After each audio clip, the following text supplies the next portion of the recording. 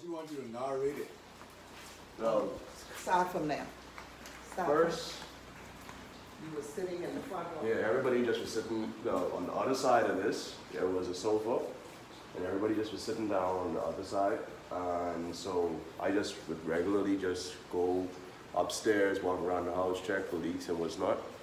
And so the first ceiling to come in was upstairs, in my sister's room. Up here, they get out like. Right up there, you can see it from here. Right inside here. Yeah. That roof right there was the first one to start leaking.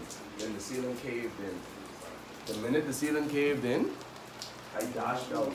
And on my way out, this ceiling here, the sheetrock, it started to cave in, and I rushed downstairs and ended up falling, rushing down. And when I came downstairs, my sister them was by the garage door. And they was trying to stop the water from coming in with like a towel at the bottom. And then my dad and my mom was at the front door. And then I rushed out here because we had like a little peek hole underneath the plywood to see outside. And when I shined the flashlight outside, I literally was looking underwater. Oh my God. Yeah. You were And so- looking underwater. Yeah, when I looked outside, it was like literally underwater. Where was the water at that point? The water, the peak hole was about as low as this. So the water had to be like at least here. So my dad's office was right there as well. I quickly went and started grabbing things. I told him to rush by the stairway right there. And then after that, I grabbed the radio. I ran to the stairs. I grabbed a couple other items. I ran to the stairs to try and get everything upstairs. And then my dad had some important documents in his briefcase. I ran in the office, and at that point when I ran in the office, I noticed that the side wall, because the water was coming in against the wall like that. And when I grabbed the briefcase, I noticed that the wall was like starting to cave in. And when I tried closing the door to try and keep most of the water in the office, it couldn't even close. And it came like the structure of the house had already started to move. Oh, wow. And the minute I started to walk like here, there was this huge concrete slab that was over there that actually almost came in and pinched me. So like the minute I reached, when I was like in this area here, the whole water just came in just like that.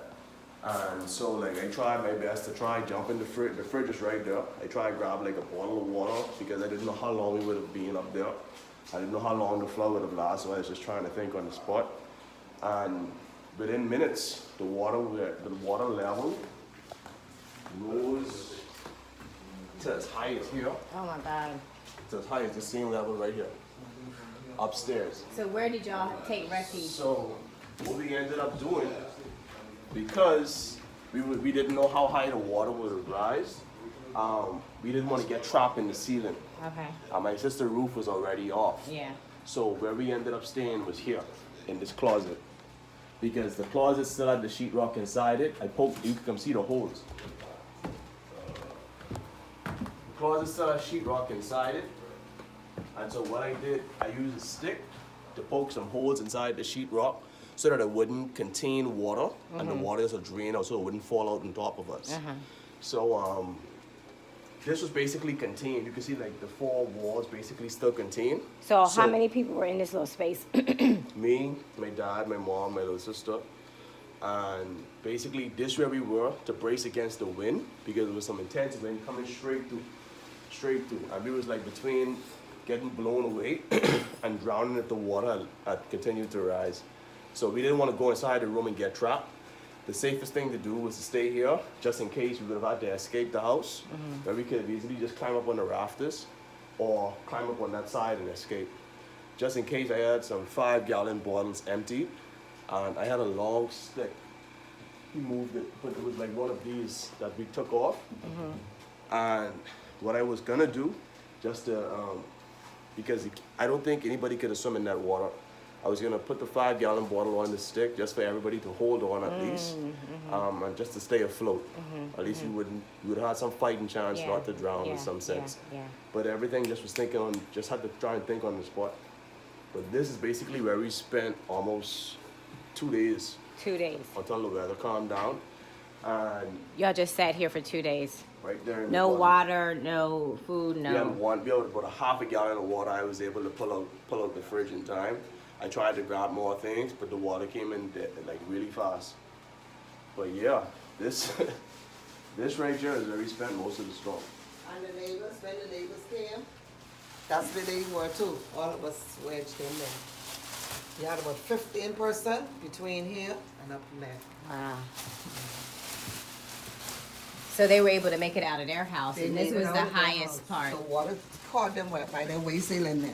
Yeah. And they When came was coming over. out, the water was by like their waist. By their waist, so they tried to make it out. There was and like this brief, lull. very short calm in the storm that allowed everybody to come outside and walk over with that amount of water. The wind just calmed down just a little bit. It was still windy, and like you had some intermittent gusts every now and then, but right after they came over, like within about 15 minutes, the storm picked right back up. So that was an opportune time to try Wow. and come. And everybody just was up here in the hallway. Fortunately, before the storm, we had filled some bottles with tap water. And what I was trying to do, I was just scavenging through all the rubble, trying to find those bottles because we had the extra people, we definitely needed, and women on top of that, we definitely needed to have some kind of sanitized water. And that was the last bit of sanitized water that we had. And that ran out within about like 6-7 hours or so we were Wow. done. So that's really where we spent the storm. Wow. Yeah. Most of the rubble is clear. So, mentally, how are you dealing with, or how are you dealing with all the stuff that you went through? Well, I mean, there are days when you gotta cry Yeah. every now and then. But what's important now is just to keep strong for my family. Yeah. Yeah, because there's a lot you could cry over and sob over and become depressed over. Lives were lost during the storm. My entire family came out alive, and for that I'm grateful. So, I mean, every now and again, I shed a tear or two, but at the end of the day, I just got to keep strong for my family and that. So, that's as best as I could.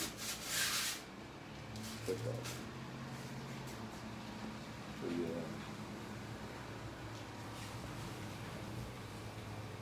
The next night, we actually was hoping this held up because it was worse than literally the night when all this flood was coming in and the wind. The second night was worse. Yeah, the second night was That worse. was the back part of the eye wall. I think so. And That's I what just- everybody said. I The was back just- part was worse than I the was just front hoping part. that the rest of these plywood, just like you see here, I was just hoping that these stay intact because the wind was so intense. It sounded as if like this whole structure was about to just rip off.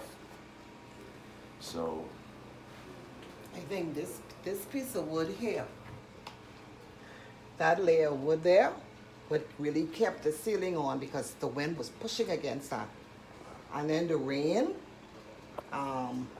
it reduced the water from coming to us, being wedged in the corner there. So that piece of wood there was some protection from some of the water. Because everything was coming, and we had to go up in there. but even standing here, I would have been underwater. Yeah. If you were At least. standing where? If I was standing like right here, I That would was have where the been water came? about 2-3 feet underwater right here. Wow. The water came as high as this Right there. that. And so like we saw it continued rising, and so our fear was everybody around us. It's basically gone because this here is their ceiling. Where Yeah, they this did right our here is level here. everybody's ceiling around us. So our fear was this water was gonna continue to Right, rise. because if it came to this level in here, Then you then guys they have would, got, they would have been gone. We were still good because we could have get up here. Yeah, But our the- second plan is that if the water continues to rise, go on this end. If it doesn't, go on this end to brace against the wind. Right. So like that's why we ended up in the middle, so that we could monitor the water. Each of us took turn monitoring to see how high the water was rising. And when we finally saw the water started to go down, Then we that gotta was a big relax. sigh of relief. Yeah. Relief. And how long did that take? 2 days to go down? No, the water came down from here by 6, 8. 6, 7 o'clock the next morning. Okay.